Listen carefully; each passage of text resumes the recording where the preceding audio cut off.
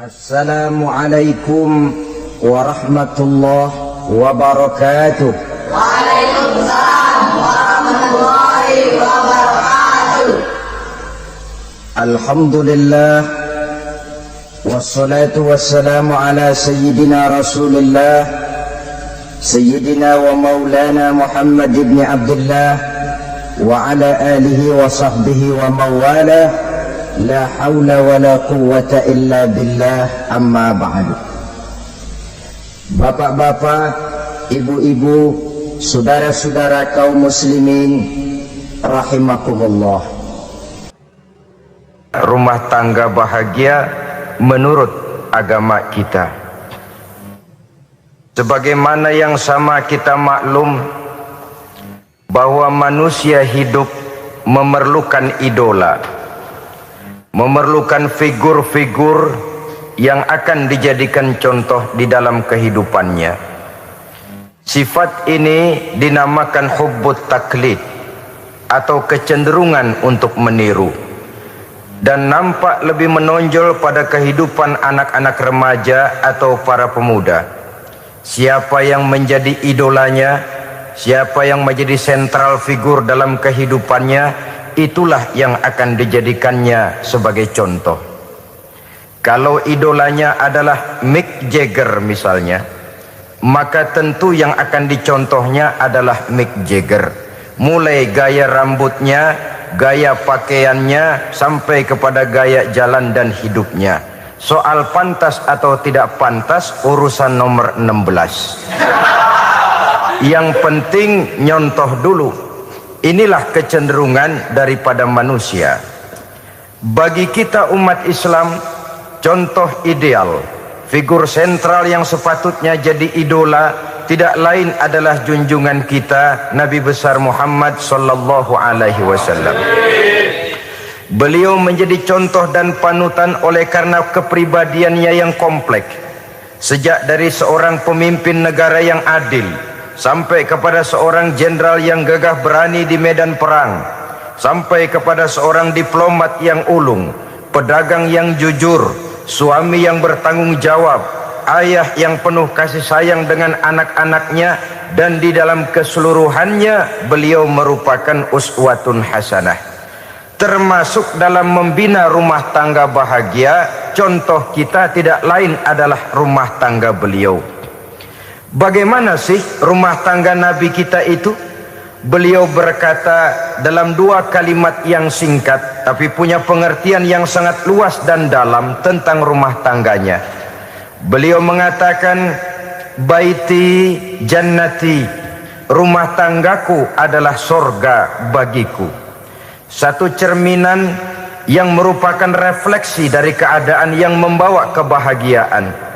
Padahal sepanjang sejarah yang kita baca, rumah beliau kecil saja. Sarapan pagi pun cuma seteguk air zam-zam, sepotong roti, kadang-kadang sebutir kurma. Tidurnya di atas kain kasar yang separuh jadi selimut, separuh jadi alas tidur. Tetapi di tengah kondisi yang semacam itu, beliau sanggup berkata, baiti jannati, rumah tanggaku adalah surga bagiku. Kenapa kita yang hidup di zaman sekarang, di mana fasilitas sesungguhnya serba lebih menunjang untuk berkata semacam itu, malah kita berkata sebaliknya, baiti nari, rumahku adalah laksana neraka bagiku. Padahal kalau dilihat, rumahnya pun kadang-kadang bertingkat, kendaraan serba berkilat, uang banyak berlipat-lipat, istri pun tak kurang cantik memikat, kadang-kadang jumlahnya 4. Tapi tiap hari kiamat tidak ada ketenangan dan ketentraman di rumah tangga. Saudara hadirin kaum muslimin rahimakumullah, mengapa Rasul sampai mengatakan baiti jannati, rumahku adalah laksana sorga bagiku? Inilah pokok pembicaraan kita pada pertemuan kali ini.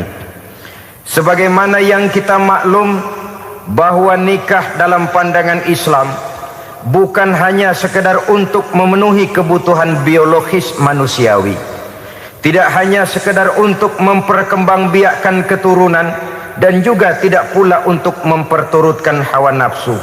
Lebih daripada sekedar itu, nikah dalam pandangan Islam merupakan ibadah.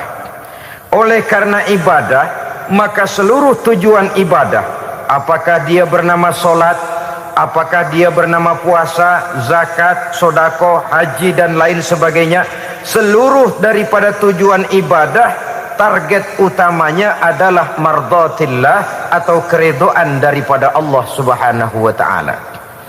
Kalau nikah itu ibadah, maka sesungguhnya tujuan utama dari pelaksanaan suatu pernikahan tidak lain hanya untuk mencari keridhaan dari Allah Subhanahu wa taala. Bukankah kalau kita tanya tiap orang yang melakukan nikah, kenapa sih kamu nikah dengan dia? Jawabannya bisa macam-macam. Yang umum, karena saya cinta dia. Ada yang berkata, karena saya ingin mendapat ketenangan hidup. Ada yang bilang, karena saya ingin hidup teratur. Ada yang mengakui, karena saya ingin dapat keturunan dan lain sebagainya. Tetapi sesungguhnya menurut ajaran agama, kalau nikah merupakan ibadah, jawaban intinya ialah saya melakukan nikah untuk mencari keridhaan dari Allah Subhanahu wa taala. Ini konsekuensinya kalau nikah merupakan bagian daripada ibadah. Rumah tangga yang didirikan atas dasar mencari keridhaan Allah, maka akan diwarnai oleh nilai-nilai luhur daripada ajaran agama. Tanpa harta orang memang sulit untuk bahagia, tapi harta bukan jaminan orang lalu akan bahagia. Harta pada satu saat akan berakhir, kecantikan akan berkurang, pangkat dan jabatan akan sampai kepada batasnya. Tetapi agama, keyakinan, nilai-nilai iman, itulah pegangan kita yang kekal dan abadi.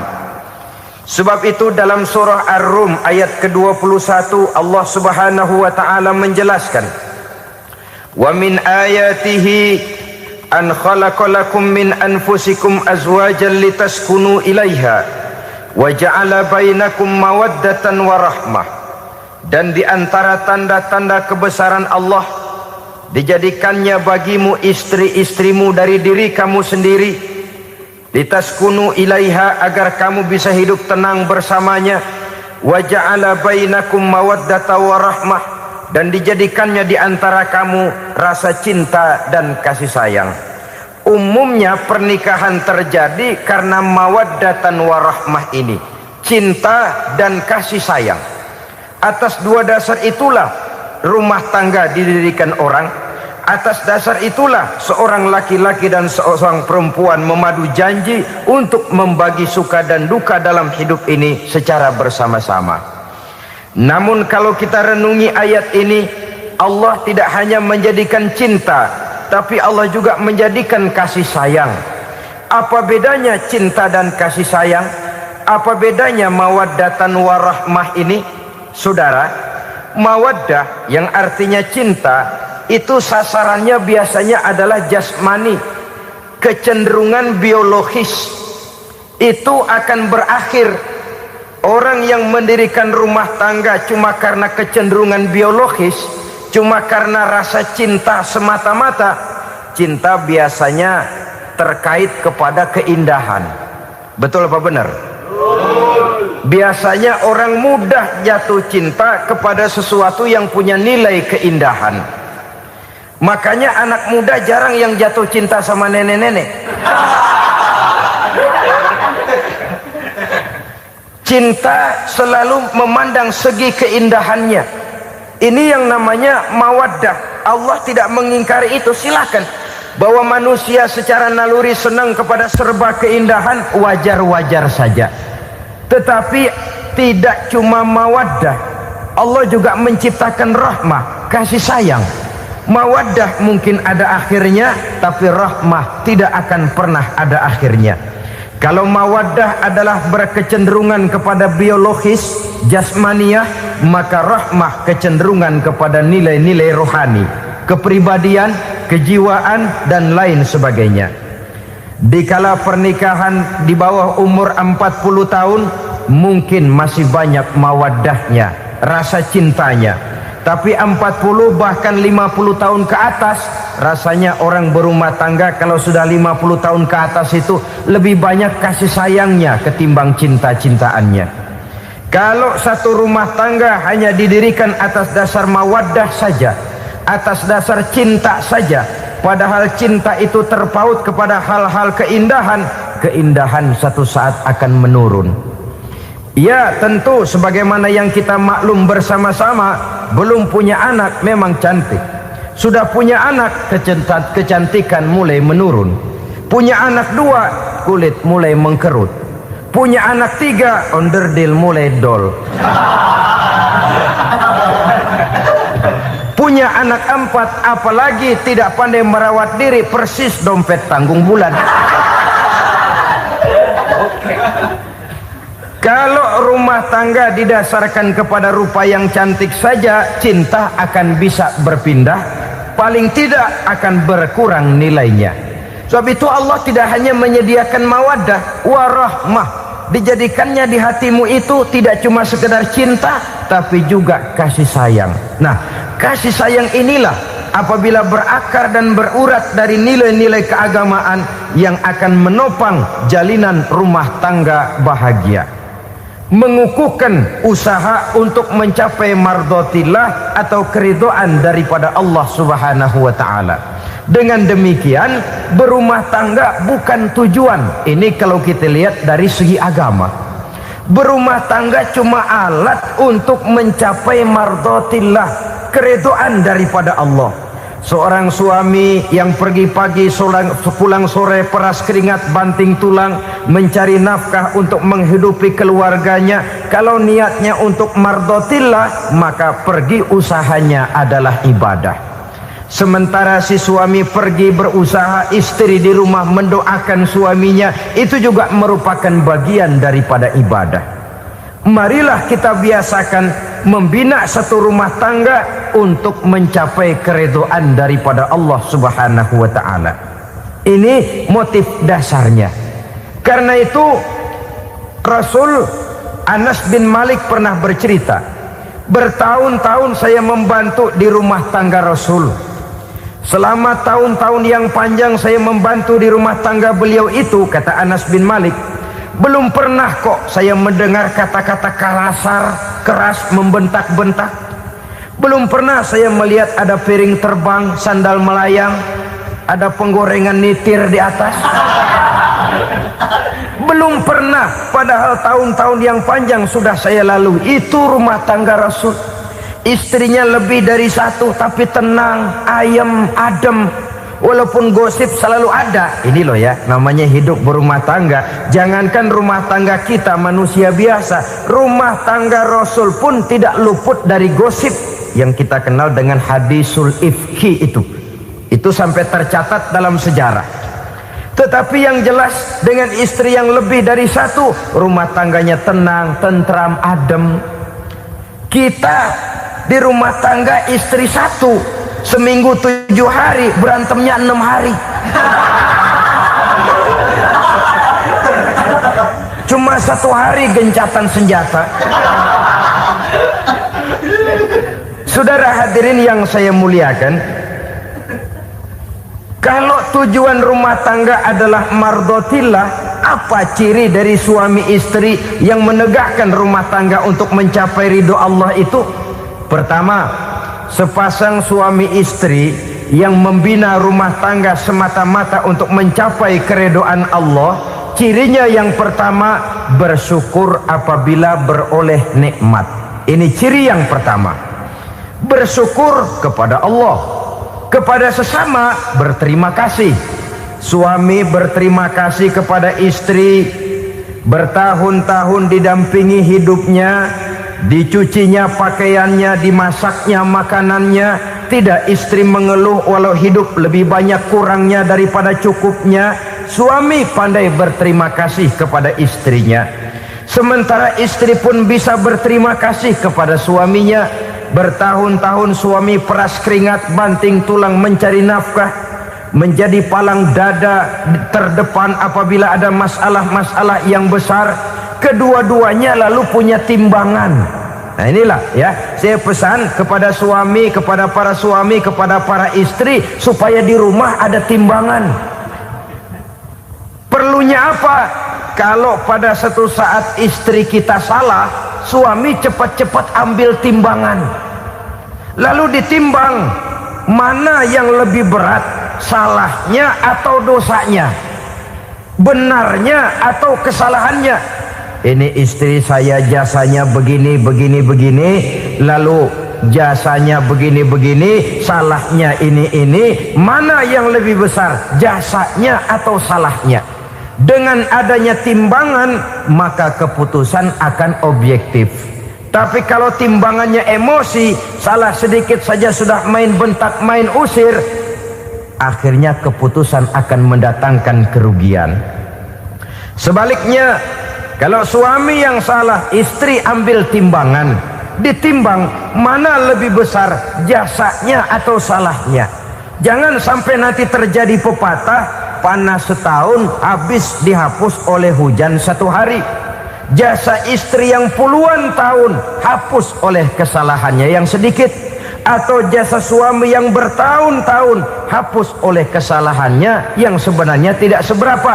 Akibat apa itu terjadi? Karena tidak adanya timbangan. Dari rasa bersyukur dan dari rasa berterima kasih ini, saudara-saudara, akan timbullah sifat saling menghargai.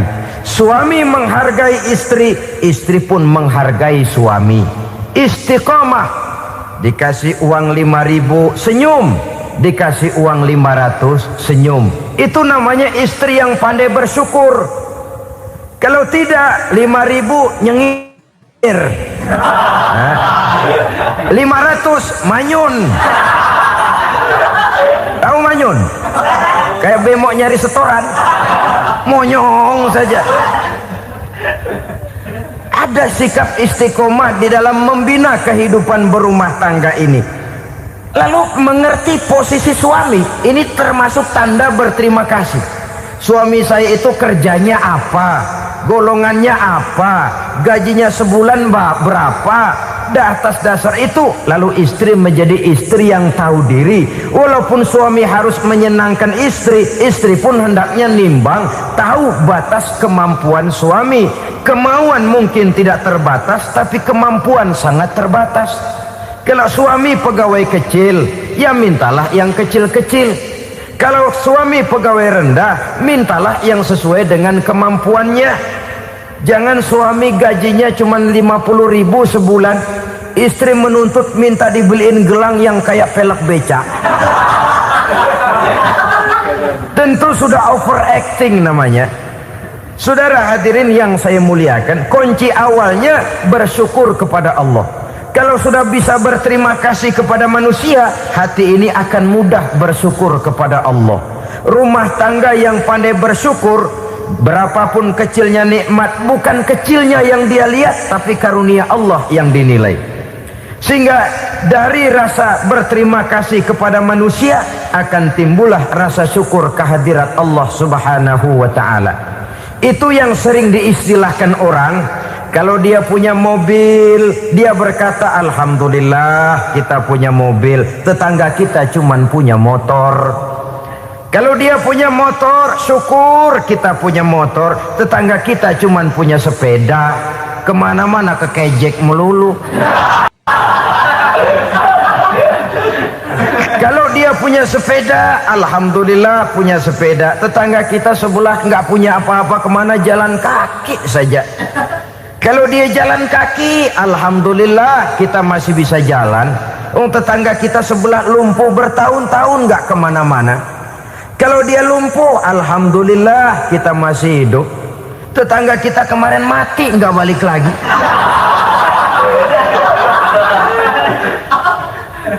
Lalu akan timbul rasa syukur. Tapi kalau sudah lumpuh ngelihat yang bisa jalan ngelihat yang naik sepeda, yang punya sepeda lihat yang punya motor lihat yang punya mobil lihat yang punya pesawat. Kapanlah kita ini pandai bersyukur?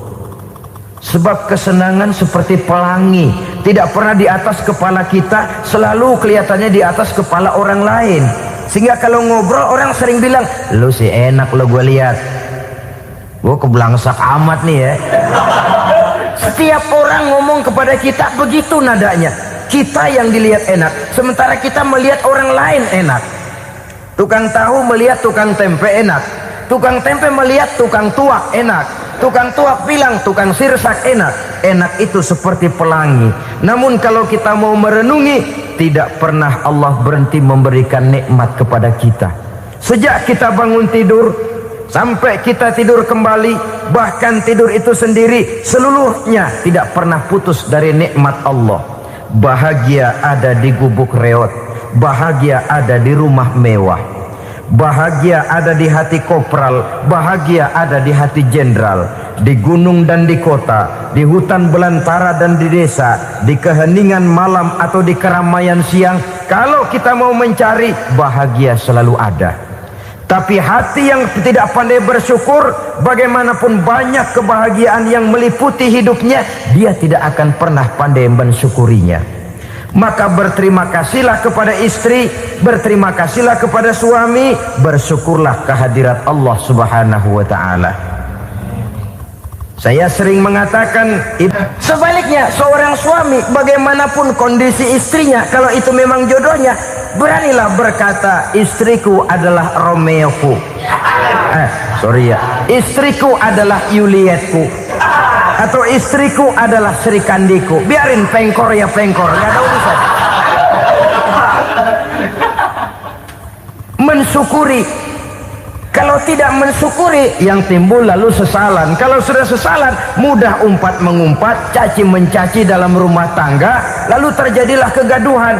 Ketenangan sulit kalau sudah tidak ada unsur saling menghargai itu. Lebih celaka lagi kalau sudah mengarah kepada penyesalan. Kata istrinya, bang gue nyesel kawin sama lu. Suami digituin mungkin gede kepalanya. Kalau lu nyesel apalagi gua, makin nyesel. Iya, coba pikir bertahun-tahun kita berumah tangga, memangnya abang bisa beliin apa sama saya? Itu juga gerobok kalau nggak ngeridit bang. Kalau nggak ngeridit, memangnya kamu bayar kreditan pakai daun pisang?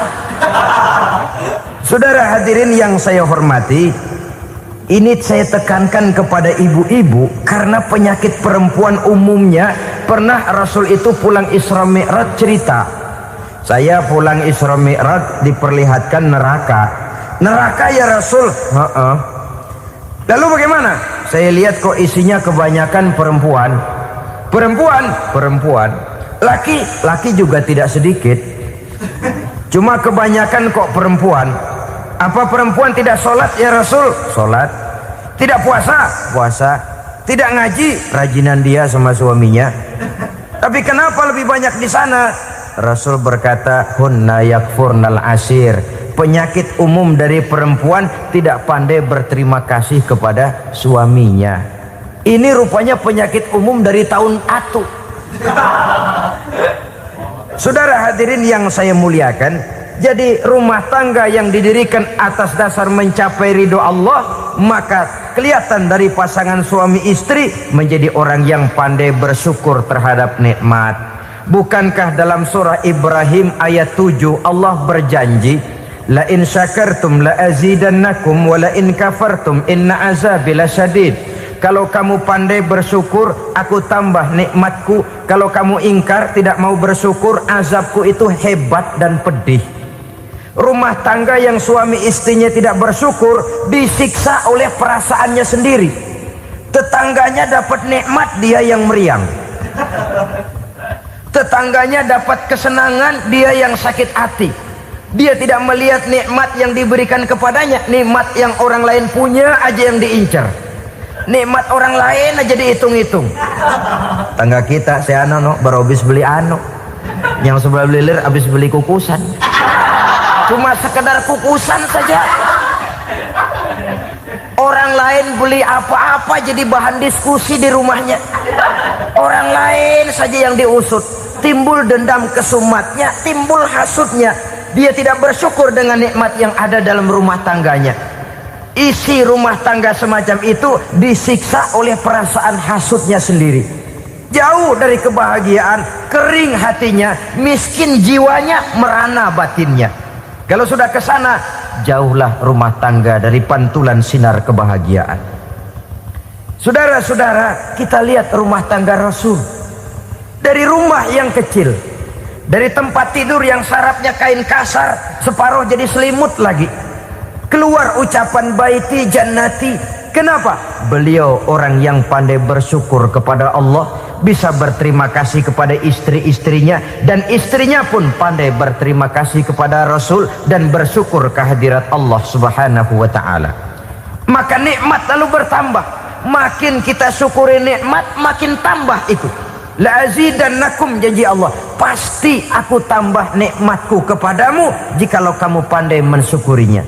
Tapi kalau kamu ingkar, tidak pandai bersyukur, awas, nikmat bisa berubah menjadi azab kalau kita tidak pandai-pandai mensyukurinya. Jadi cirinya yang pertama, rumah tangga bahagia itu apabila suami istri pandai bersyukur terhadap nikmat yang diberikan oleh Allah Subhanahu wa ta'ala. Satu. Cirinya yang kedua, rumah tangga yang berdasarkan untuk mardotillah, mencapai keredoan Allah, sabar apabila mendapat cobaan. Namanya orang berumah tangga itu persis berlayar di lautan. Suami istri adalah dua orang yang memegang kemudi. Kalau berlayar ombak tenang, angin bertiup sepoi-sepoi basah, lalu bila malam datang bulan bersinar, bintang gemintang gemerlapan, berlayar memang nikmat. Tapi satu saat angin puting beliung bertiup, gelombang menggunung, halilintar menyambar, kemudian petir berkilat. Kalau pada saat itu suami mau ngalor, istri mau ngidul, alamat perahu patah di tengah jalan, kandas di lautan sebelum sampai ke pantai yang akan ditujunya. Oleh karenanya perlu kekompakan. Maka sejak awal seharusnya dalam akan membina rumah tangga yang bahagia, itu lebih baik bicara yang pahit-pahit saja, supaya terjadi kesamaan langkah apabila menghadapi kesulitan dan cobaan. Sabar apabila mendapat cobaan. Rumah tangga seperti kapal di lautan tadi tidak akan sunyi dari hantaman gelombang, tidak akan sepi dari tiupan angin topan, dari kilatan petir, dari sambaran halilintar. Baik suami, baik istri harus sabar menghadapi kesulitan. Kadang kesulitan dari segi ekonomi, kadang kesulitan dari segi mengarahkan dan mendidik anak-anak, kadang kesulitan karena banyak orang yang hasut dengan kita, kadang kesulitan berbagai macam lah yang menyebabkan kesulitan. Rumah tangga yang bertujuan mencapai ridho Allah, sabar menghadapi segala macam kesulitan. Saudara-saudara kaum muslimin rahimakumullah, kesulitan adalah bagian daripada perjalanan hidup. Siapa orangnya yang tidak pernah menemukan kesulitan dalam kehidupan? Rasanya hampir tidak ada. Dan memang kesulitan bukan untuk ditakuti. Kesulitan justru untuk diatasi, dicarikan jalan keluarnya. Begitulah suami istri yang bertujuan mencari ridho Allah. Manakala suami berada dalam kesulitan, istri mencarikan jalan keluar atau berusaha memberikan jalan keluar. Sebaliknya, manakala istri dalam kesulitan, suami bisa mencarikan jalan keluarnya. Sabar dalam menghadapi segala macam kesulitan. Dalam surah Luqman ayat 17, Allah Subhanahu wa ta'ala berfirman, "Wasbir ala ma asabak, inna dzalika min azmil umur." Dan bersabarlah terhadap apapun yang menimpa kamu. Bersabarlah terhadap segala kesulitan yang kamu hadapi, karena sesungguhnya yang demikian itu merupakan sebagian dari perkara-perkara yang telah ditetapkan oleh Allah Subhanahu wa ta'ala. Saudara-saudara kaum muslimin yang berbahagia, kunci sabar sesungguhnya terletak pada keyakinan bahwa segala sesuatu berasal dari Allah dan segalanya akan kembali kepada Allah Subhanahu wa ta'ala. Rumah tangga yang sabar di dalam menghadapi kesulitan-kesulitan biasanya akan lebih mudah mencari jalan keluar. Tapi kalau sedikit kesulitan datang, kita tertimpa oleh kepanikan, oleh kegelisahan, dan oleh ketakutan yang tidak beralasan, maka kesulitan itu bukan saja tidak dapat diatasi, malah rasanya akan menjadi semakin besar di dalam kehidupan kita. Tidak ada rumah tangga yang tidak pernah berhadapan dengan kesulitan, bagaimanapun besarnya rumah tangga itu. Itulah sebabnya kita memerlukan orang lain. Hidup berumah tangga itu seperti orang punya mata. Kalau mata kita kelilipan, kalau mata orang lain kelilipan, gampang kita tiup. Tapi kalau mata kita sendiri yang kena kelilipan, tentu kita memerlukan orang lain untuk meniupnya. Oleh karenanya, suami istri harus saling mencarikan jalan keluarnya. Walaupun kerjanya berbeda, suaminya pergi mencari nafkah, istrinya berdoa di rumah. Kalau perlu melakukan sholat duha, mendoakan agar usaha suaminya dimudahkan, dan begitu selanjutnya.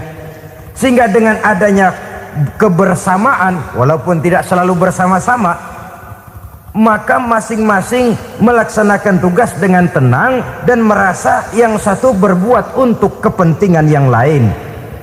Inilah cirinya yang kedua, sabar bila mendapat dan berhadapan dengan segala macam kesulitan. Kadang orang mendapat kesulitan itu berkeluh kesah. Bukan berkeluh kesah, tapi mencari jalan keluar dan mengambil hikmah yang ada di dalamnya apa. Karena bukan kemudahan, kesulitan yang membuat orang dewasa. Bukan kemudahan, tapi kesulitan yang membuat orang berpikir, dinamis, kreatif. Kalau seluruh jalan yang kita tempuh mudah saja, gampang saja, rasanya monoton kita ini. Kehilangan dinamika dalam perjuangan. Kesulitan yang membuat orang matang, kesulitan yang menempa kepribadian untuk lebih dewasa menghadapi bahtera kehidupan, membuat pandangan makin arif, wawasan makin luas, dan analisa semakin tajam. Sama saja dalam hidup. Sesungguhnya pujian sering menjadi racun, dan caci maki kalau kita tanggapi secara positif sering membuat kita makin dewasa. Jarang orang berpikir kalau dipuji, tapi baru dia merenung dan mencari diri setelah dicaci maki dan dikritik habis-habisan. Walaupun watak umum manusia senang dipuji, marah kalau dicaci maki. Biasanya kalau ketemu cewek cakep, kita bilang, "Kamu cakep deh." Dia paling bilang, "Ah, abang bisa aja." Walaupun dia bilang, "Ah, abang bisa aja," hidungnya mah tetap mekar. Senang kalau dipuji, itu kecenderungan manusia. Marah kalau dicaci maki, marah kalau dikritik. Tapi sesungguhnya pujian sering jadi racun, caci maki sering jadi obat. Orang takut minum obat karena pahitnya, padahal efeknya itu akan lebih memberikan kesehatan kepadanya. Orang takut menghadapi kritik, orang takut dan tidak ingin dicaci maki, padahal itulah yang sesungguhnya menjadi cambuk kalau tidak dia salah tanggap, menjadi sugesti yang mendorong dia lebih maju lagi. Karena memang bukan pujian, tapi caci maki dan kritik yang membuat kita makin berpikir tajam. Jadi rumah tangga yang berhadapan dengan kesulitan demi kesulitan, biasanya kalau ditanggapi dengan sabar akan makin mengokohkan fondasi rumah tangga itu sendiri. Tapi kalau kesulitan dihadapi dengan tidak sabar, lalu mencari jalan pintas, kesulitan ekonomi, kebetulan istrinya cakep, istrinya disuruh ngojek. Dah lo ngojek aja deh, gua nungguin setoran dah. Suami tapak di rumah. Saudara hadirin yang saya muliakan, buat sepintas memang mendatangkan materi itu, mengatasi kesulitan ekonomi, tapi apakah bahagia? Walaupun rumah bisa jadi besar, perabotan bisa serba lebih lengkap dan ada, tapi apakah semuanya mendatangkan bahagia? Sementara suami kehilangan rasa cemburunya, dan dalam agama itu disebut dayus. Dayus, suami yang tidak punya rasa cemburu kepada istrinya. Dan orang dayus kayak begitu haram mendapat bau sorga. Bau sorga saja tidak dapat, apalagi masuk ke dalamnya. Ya tapi juga jangan lantas mentang-mentang harus cemburu sama istri, overacting. Suaminya nawar sayuran, laki pulang ngomel, lu pacaran ya sama tukang sayur. Itu juga over, saudara-saudara. Kesulitan ekonomi diatasi dengan sabar. Sabar dalam arti berusaha dengan tidak mengambil jalan pintas, berusaha tetap berada di jalan yang diridhoi oleh Allah. Ini yang jadi problema ini rumah tangga sekarang ini, kesulitan ekonomi, di mana lapangan kerja sulit, di mana persaingan hidup tajam, sedangkan kita hidup ingin seperti orang lain. Kita mudah gelap mata, mudah picik pandangan, mudah sulit pertimbangan, lalu mengambil jalan pintas. Kadang menjual akidah, menjual keimanan. Kebetulan penderingan kering, ada yang nawarin beras 3 liter sama supermi 2 bungkus. Hari Minggu diajak ke gereja mau. Itu iman kena beras 3 liter telap. Kesulitan ekonomi, saudara-saudara, sehingga Imam Ali pernah berkata, kadal fakru ayyakuna kufron. Kemiskinan memang mudah membawa orang kepada kekafiran, kepada perbuatan-perbuatan yang bisa mengundang kekafiran. Oleh karena itu dalam tamsil lain beliau berkata, kalau ada ular dan ada kemiskinan, kemiskinan yang saya getok lebih dulu, kemiskinan yang saya bunuh lebih dahulu. Karena kemiskinan mudah membawa orang kepada kekufuran. Bagaimanapun sulitnya ekonomi yang dihadapi dalam rumah tangga, percayalah satu saat jalan keluarnya mesti ada. Mesti ada. Jangan sampai mengambil jalan pintas yang membuat kita keluar dari jalan yang ditinjau dari segi kemasyarakatan pun mendatangkan aib, ditinjau dari kehormatan berkeluarga pun mendatangkan nista, ditinjau dari segi ekonomi pun barangkali tidak akan mendatangkan kelimpahan materi.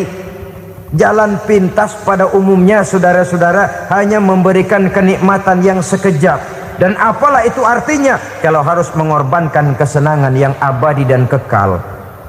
Kadang-kadang mengorbankan anaknya sendiri, anaknya dikomersilkan.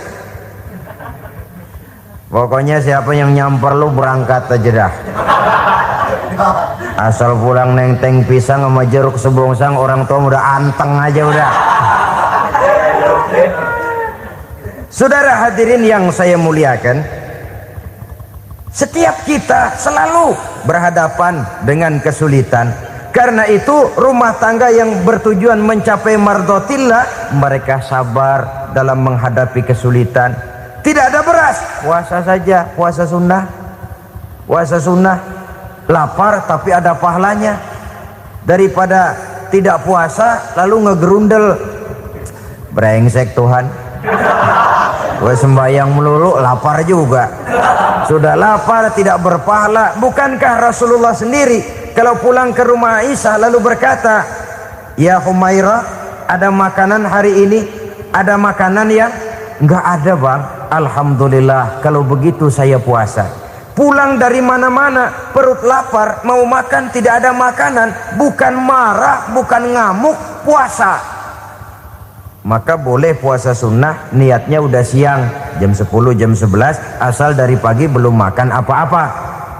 Niatnya jam 10, sah, dengan catatan dari pagi belum makan apa-apa. Jangan sudah sepiring setengah baru niat, itu lain. Itu ngojek namanya itu. Pengertian dalam kesulitan.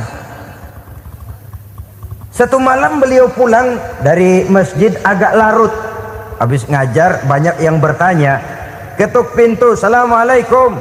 Assalamualaikum. 3 kali beliau memberi salam, tidak ada jawaban, tidak dibukakan pintu. Rupanya istri beliau lelah bekerja di waktu siang, tidurnya pules benar. Marahkah Rasul? Tidak. Beliau gelar sorban, tidur di depan pintu. Asraful anbiya wal mursalin ini, Rasul termulia ini, karena menghargai istrinya, tidur di depan pintu. Sampai Aisyah bangun sepertiga malam, terkejut buka pintu, suaminya ada di depan pintu. Beliau bangunkan. Ketika dibangunkan, Rasul lebih dulu berkata, maaf sayang, saya pulang terlambat. Sudah nggak dibukain pintu, tidur di depan, dibangunin, beliau duluan yang minta maaf. Pengertian. Kalau emosi, memang nggak dibukain pintu, tidur di depan. Begitu dibukain, yang enak kita tunjuk jidatnya.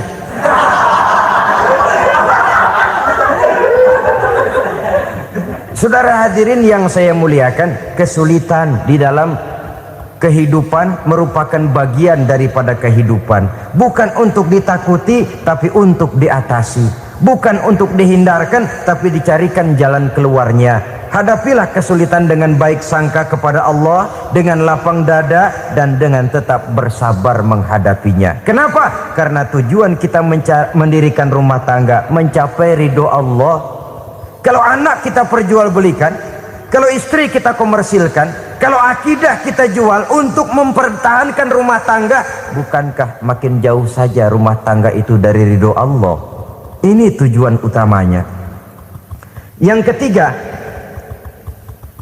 rumah tangga yang bertujuan mardotillah itu, suami istri yang merupakan fondasi di rumah tangga, suami sebagai pemimpin, istri sebagai pembina, selalu musyawarah dalam menyelesaikan persoalan.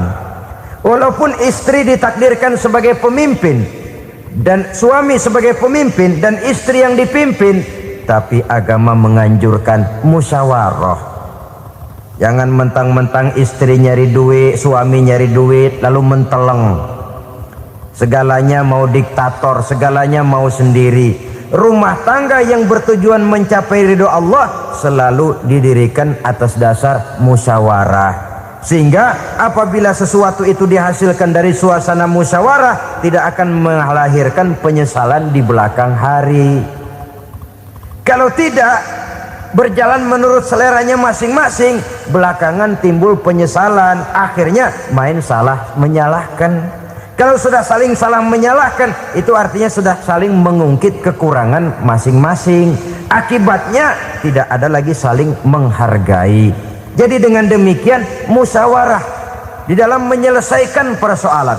Menghadapi kesulitan ekonomi, musyawarah. Menghadapi kenakalan anak, musyawarah. Akan membeli ini dan itu, sebaiknya juga musyawarah. Kalau merupakan hasil musyawarah, maka saudara-saudara hasilnya pun akan dihadapi oleh bersama. Enak rasakan bersama, tidak enak rasakan bersama. Kenapa? Tadinya musyawarahnya bersama-sama juga. Lah kalau hasil sendirian, giliran enak mungkin yang satu mau ikut, giliran tidak enak yang satu nuding, gua kata juga apa? Kan begitu akibatnya kalau tidak berdasarkan musyawarah lebih dahulu. Maka insya Allah hasil musyawarah ini setidaknya tidak akan mendatangkan sesalan di belakang hari nantinya.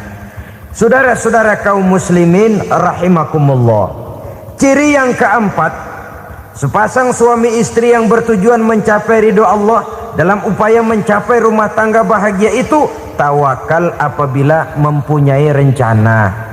Tawakal berserah diri kepada Allah. Bukan berserah diri dalam artian mutlak yang mengarah kepada fatalism atau predestination. Kita sering mengartikan tawakal secara salah. Belum apa-apa sudah menyerahkan diri kepada Allah. Emang semuanya terjadi menurut maunya Allah dah. Gak usah ngapa-ngapain, bagaimana Tuhan aja dah. Lapar juga nggak usah makan, kalau takdirnya kenyang pan kenyang. Ya udah lapar terus kita. Makan dulu, perkara nanti kenyang apa tidak itu baru tawakal. Kalau sakit ke dokter, soal sembuh atau tidak baru tawakal. Artinya usaha itu ada. Setelah suami berusaha, istri berusaha, selebihnya tawakal. Apa perlunya tawakal? Apabila berhasil tidak lupa daratan, apabila berhasil tidak lupa diri, apabila gagal tidak putus asa. Sehingga dengan demikian dari tawakal ini lahirlah pondasi yang kokoh membina rumah tangga yang bahagia dalam upaya mencapai keridhaan daripada Allah Subhanahu wa taala. Apapun yang kita laksanakan di rumah tangga, tujuan intinya tetap untuk mencapai keridhaan Allah. Beli kendaraan untuk mencapai ridho Allah, lalu dipakai ngaji, dipakai ke masjid dan sebagainya. Beli peralatan rumah tangga untuk mencapai ridho Allah, mendidik anak untuk mencapai ridho Allah, membantu keluarga untuk mencapai ridho Allah, dan begitu selanjutnya. Tawakal apabila mempunyai rencana. Kemudian cirinya yang kelima, suami istri yang bertujuan mencapai ridho Allah selalu mempererat silaturahmi. Sebab seperti sudah saya sampaikan pada pertemuan terdahulu, dalam berumah tangga itu ada orang tua, ada mertua. Itu cuma perbedaan istilah, tapi hakikatnya adalah sama. Jangan karena perbedaan istilah lalu menyebabkan kita berbeda sikap. Kalau sudah berbeda sikap, tentu akan melahirkan perasaan yang tidak simpatik. Sebaiknya suami istri kalau sudah berumah tangga, jadikanlah orang tua tempat cerita yang enak saja. Yang tidak enak telan berdua, yang pahit rasakan berdua, kesusahan dan kesulitan atasi berdua. Giliran enak ngomong sama orang tua, giliran senang cerita sama mertua. Sekarang kan kita balik, kalau lagi senang duitnya banyak, anteng di rumah, kalem aja. Tapi lalu waktu susah, waktu susah, cerita kepada orang tuanya, cerita kepada mertuanya. Lalu kapan kita mau menyenangkan orang tua? Sudahlah mereka susah mendidik kita di waktu kecil, membesarkan kita, melakukan segala macam pengorbanan. Demi setelah kita berumah tangga, kesulitan rumah tangga kita tumpahkan juga kepada mereka. Pererat silaturahmi dan usahakan agar seluruh keluarga hanya menjadi tempat kita cerita yang enak-enak saja. Istilah sehari-harinya, kalau di rumah kita makan sama sayur bayam, keluar rumah diem, malah seluitan. Tetangga tanya, lu makan kayaknya enak banget apa sih? Daging ayam.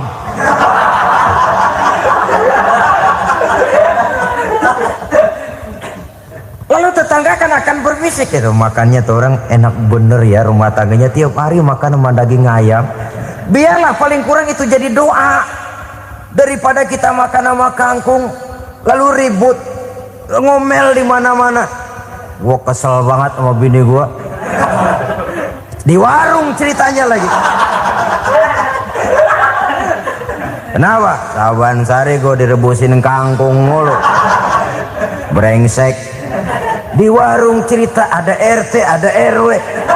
Gara-gara makan sama kangkung se-RT tahu. Akhirnya mungkin kalau kita berangkat orang hitung dari jauhan. Lihat, kangkung liwat gitu.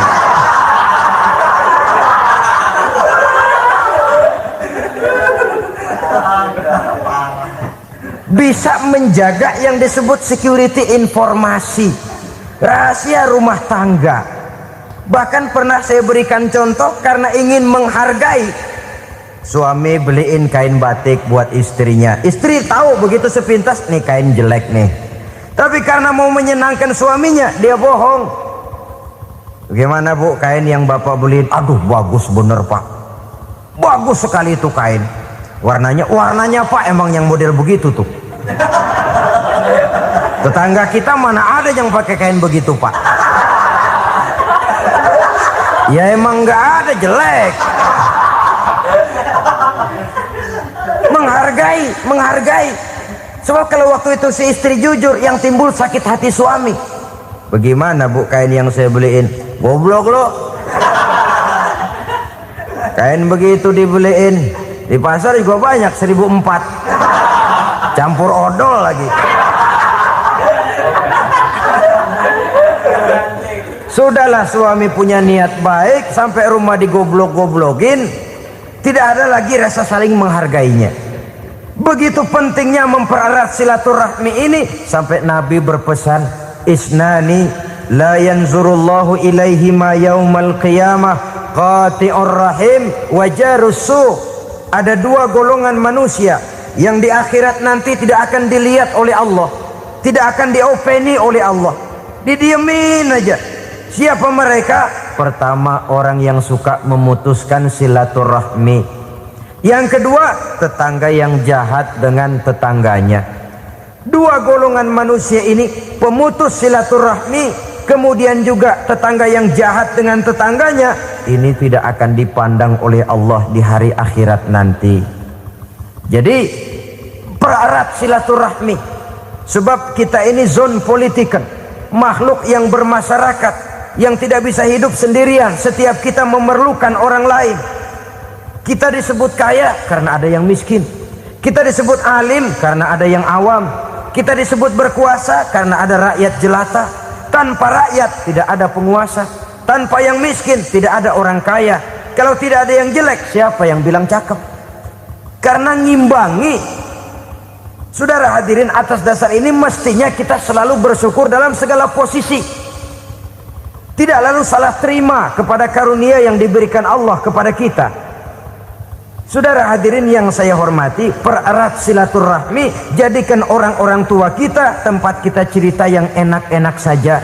Yang tidak enak, telan sendiri, usahakan sendiri, carikan jalan keluarnya sendiri. Setidaknya ya diam sajalah. Kalau belum bisa membalas budi baik orang tua, setidaknya jangan menyakiti hati orang tua kita.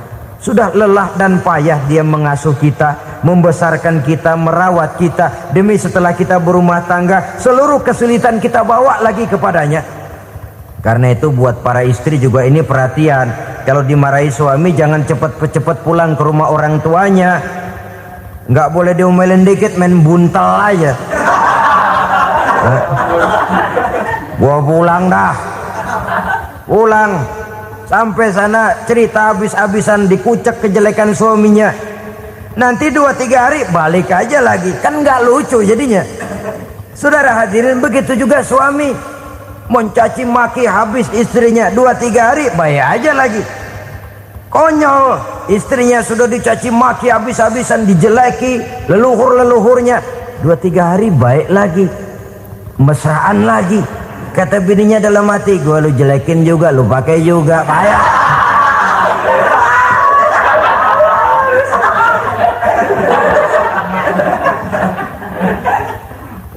Saudara hadirin yang saya muliakan, itulah sebabnya pada awal tadi saya katakan perlunya kita mempunyai timbangan baik sebagai suami maupun sebagai istri.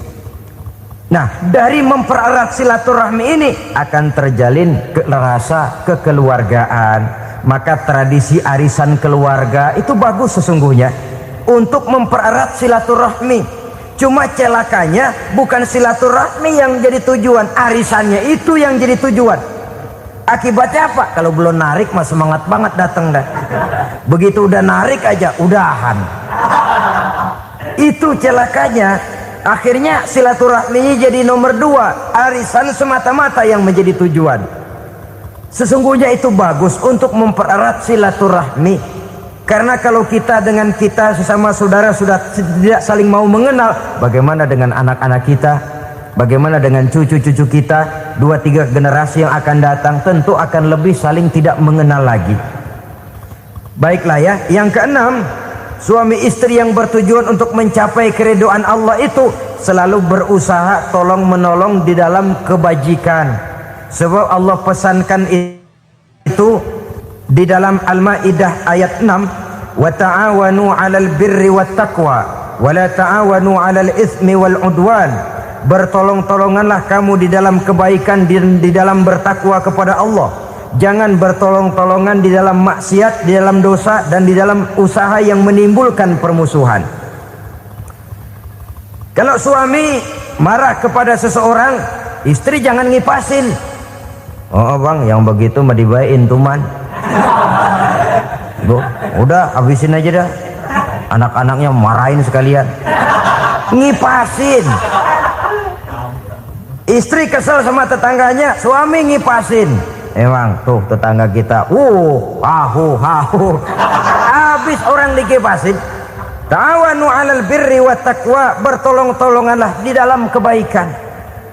Istri malas ngaji, suami mendorong, memberikan sugesti. Suami malas berusaha, istri memberikan sugesti. Saling tolong menolong di dalam kebaikan dan takwa, dan jangan tolong menolong dalam dosa dan permusuhan.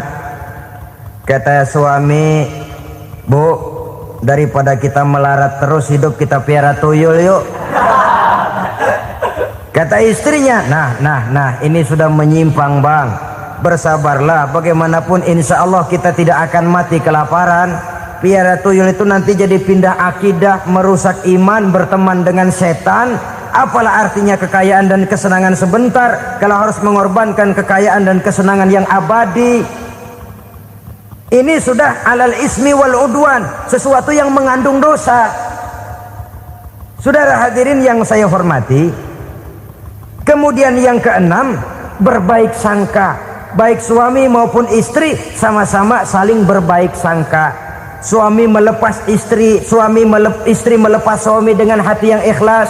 Suami meninggalkan istri di rumah dengan jiwa yang bersih dan rasa yang aman. Ada rasa baik sangka, dan ini modal dasar. Kalau sudah dilandasi oleh buruk sangka, tentu yang lahir nanti adalah perasaan-perasaan yang tidak baik. Akibatnya sangat tidak menguntungkan. Inilah beberapa ciri dari rumah tangga yang didirikan atas dasar mardhatillah, mencapai keridhaan dari Allah. Nanti akan menyusul tujuan berikutnya, diantaranya mendapat keturunan, diantaranya lagi mendatangkan gairah untuk lebih berusaha mencari rezeki karena sudah merasa punya tanggung jawab berupa anak dan istri. Mempererat silaturahmi, itu cuma tujuan-tujuan sekundernya saja. Tujuan primernya kita melakukan suatu nikah untuk mencapai keridhaan dari Allah Subhanahu wa taala.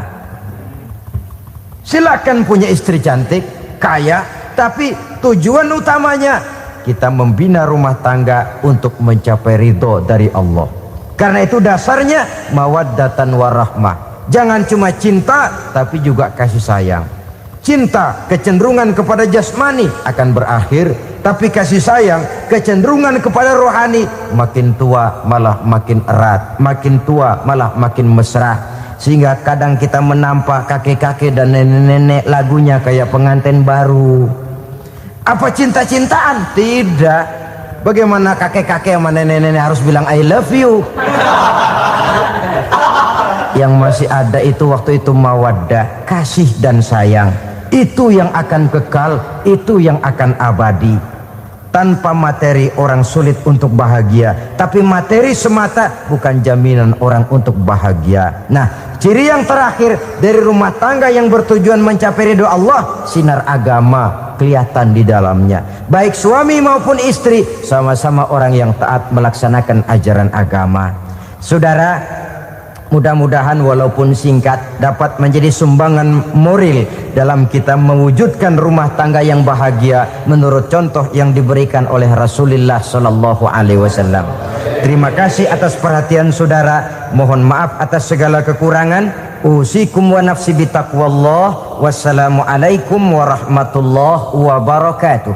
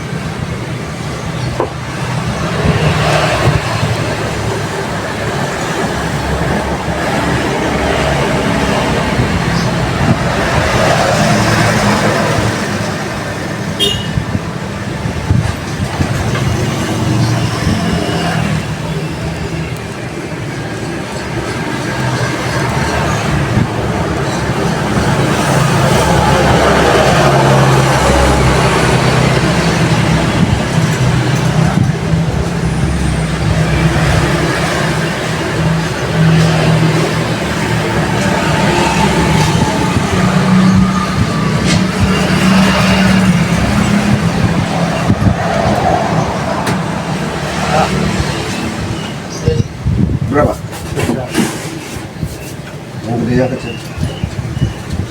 Yang gede. 1, 2, 3, 4.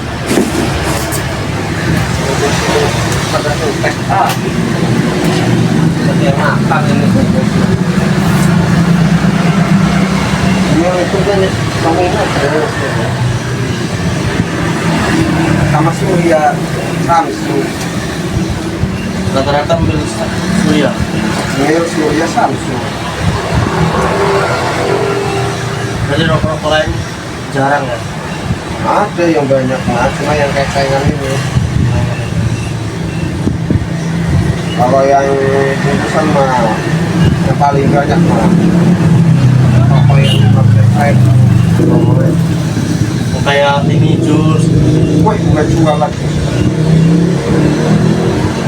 Oke. cengkeh apel plit yang ada petai Kopi baru. iya itu kayak gitu Kasih ya. ya